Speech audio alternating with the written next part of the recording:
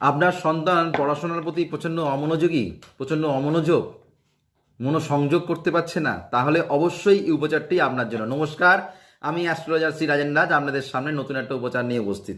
যাদের যেসব বিদ্যার্থীরা পড়াশোনার প্রতি মনোসংযোগ করতে পারছেন না, যাদের পড়াশোনা করতে ইচ্ছা আছে কিন্তু পড়াশোনা করতে বসলেই কিন্তু মনোসংযোগ হারিয়ে ফেলছেন, তারা কিন্তু অবশ্যই এই উপচারটি করবেন। সাদা চন্দন নেবেন।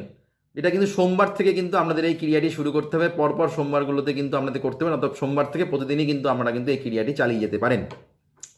সাদা চন্দন নেবেন। সাদা চন্দনের সঙ্গে আমরা নিতে লাগবে হচ্ছে টক দই, হলুদ, গুঁড়ো হলুদ, তুলসী পাতার রস, তুলসী পাতা 2-3 ফোঁটা রস দেবেন, আর গঙ্গা জল দিয়ে একসঙ্গে ভালো করে মিশ্রণ করে বিদ্যার্থীর কপালে যদি আমরা দিতে পারেন, প্রত্যেক দিন যদি এরকমভাবে করতে পারবেন, দেখবেন কয়েকদিনের পর থেকে কিন্তু পড়াশোনার সংযোগ কিন্তু সেই বিদ্যার্থীর কিন্তু আস্তে আস্তে বাড়বে। ক্রিয়াটি করে অবশ্যই ভালো। নমস্কার।